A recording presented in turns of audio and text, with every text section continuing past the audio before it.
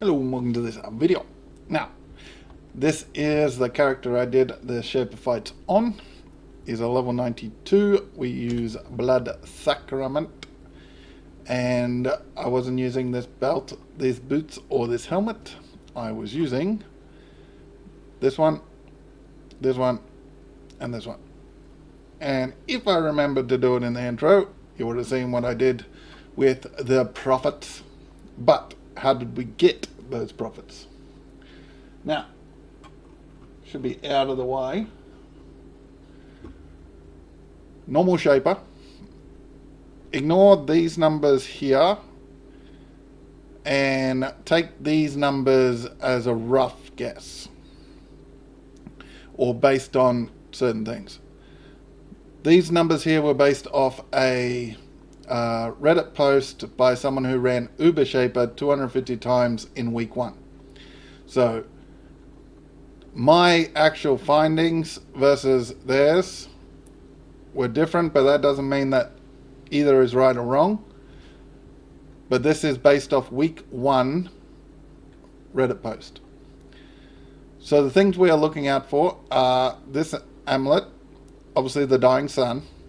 We get a guaranteed fragment, Shaper's Orb, Exalted Orb, and Orb of Dominance, and some influence gear. Some of the gear did drop, I did sell it, and we did make some profit. Now, why was I going for 200 div? Well, Magebloods were around 200 div, give or take 50. I wanted, obviously, the 4 flasks, so I needed closer. At that time, I needed around 250 to 300. They did drop, so I actually was able to buy it through the challenge, not on top, because I was going to do Shaper until we actually got a Mageblood. So here's the hopefully it's not too blinding for you, but here's a breakdown. Each set cost us about 31. This is what I brought it for, no more than 35. I made a general rule to myself to maximize profit.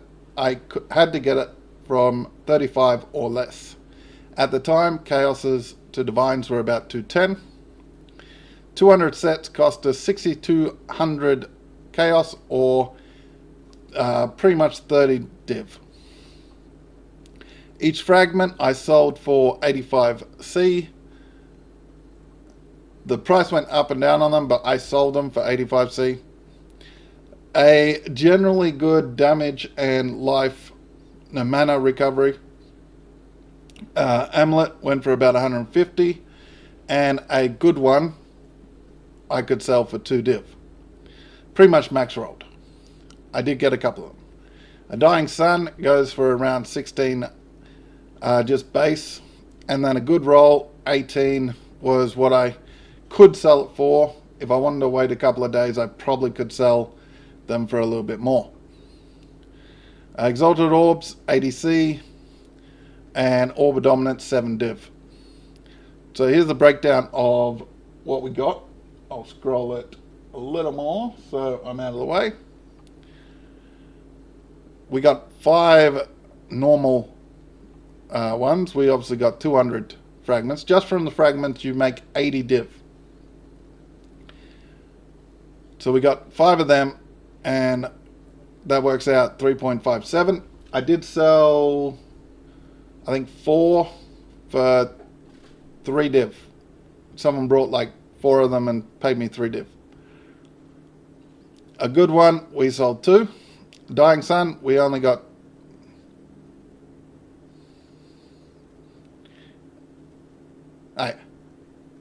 couldn't even, it's like Dying Sun, I actually got 4. But yeah, I got 2 bad roll, 2 good roll, so I broke them up. Equals 32 and 36 Divines.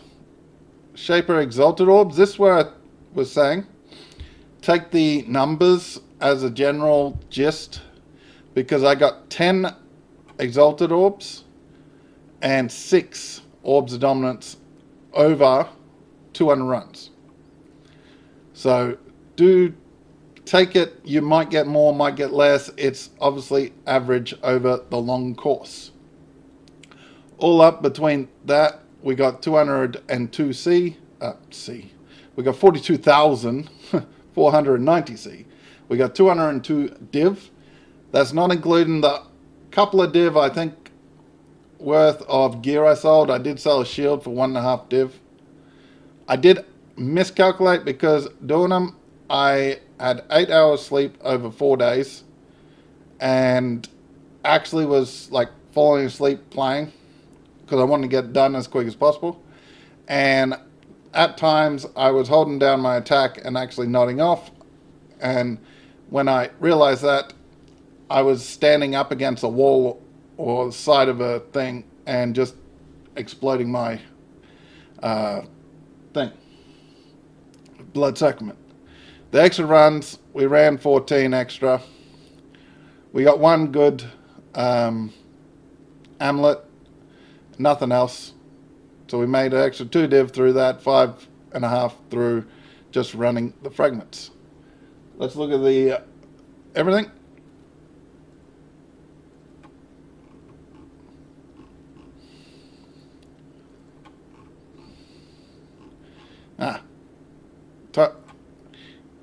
Times it by 35 instead of times the cost of the actual maps. Because I wasn't going to pay more than 35, so I just put 35 in. So yeah, about 30 div. Our profit was 202, and then without the actual fragments, that comes down to 172 just straight profit. The extra runs got us up to 180 straight. But yeah, we earned 200 div from 200 runs. And as you can see up here, there is only 2, maybe 3, if you count the good roll ones, that can actually give us a div. So it is long-term profitable. Short-term, you're probably not going to earn that much unless you do a lot of them. In short, unless you're going to run 50 to 100, you're probably not going to see the massive profit from it. So you have to run a good amount. But we did successfully do 200 divs, costing us only 30. What does that work out? 200, do it properly. 200 divided by, say 30. So 6.67 div.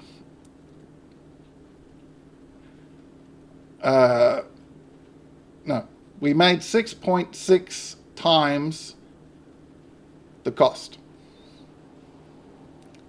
So I'm pretty sure you can't really argue with that being a fairly good ratio. You make 6.6 times the cost of something. Now, if you look at like some of the strategies, you're using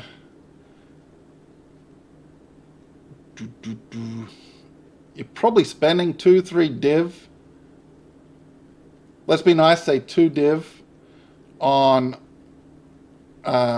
scarabs and stuff like that for some of the more common ones to run 20, and you're hoping to return like 2 div per map. So what's that? 20 maps, you're earning 2, so 40. 40 divided by, so what's the cost work? What did I say? Like 2. So you're earning like a lot, but the per investment on high level content, like that is at best you are earning like 20 div over 20 runs. This, you are guaranteed to make money every run you make. Because the fragments go for way more than what you buy them for. So 85C, the fragment goes for. You buy the set for like 30. So in my opinion, it is pretty much how many times can you get the Dying Sun, Exalted Orb, and Orb of Dominance to drop in your runs is pretty much how profitable you'll be. And this guy was only doing about 12 mil DPS. Without this and my other ring I have, which is here, I was running this ring.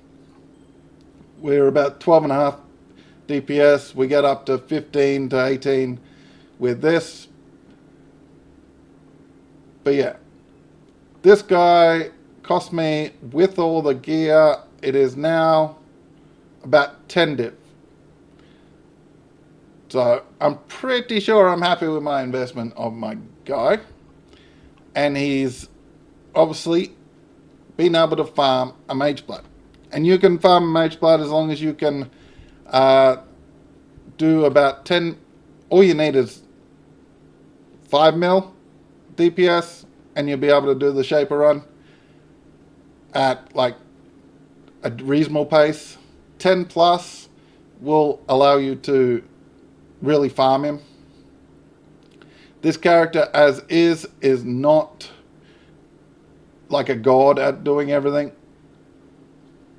With the Mageblood, capping my resistances plus adding a decent cap to them and everything, with only about 10 plus DPS, mil DPS, we have done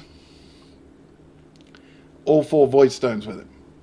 So it doesn't take a god character to earn the currency. So if you're looking for that next little bit that you can grind for, but you don't want to do all this scarab stuff because the scarabs just cost a fortune, or you need to just run these specialized systems. 1, to get the currency to get the Shaper stuff, do the lab strat that one of my videos did. That will get you currency to buy your next upgrades. Once you get those upgrades and you have a character that was like this with the other belt and everything, run Shaper until you earn enough div, get a Mageblood. With a normal character that can use a lot more gear, because I'm actually pretty capped at this guy, because this I need energy shield, life, strength, and crit multi. Pretty much the only things that help this guy. And at this point, he's pretty capped in everything, purely because he's a Templar. If I use an Ascendant or a Duelist, if I was going to do this from a base character, but this guy's my first character that I've done 4 or 5 different builds with. This is a very good character for low investment, and he just earned me a Mageblood. So if you've got a character that's anywhere near it, you'll do it easy. No worries. It's just time. So let me know what you think about the video and everything.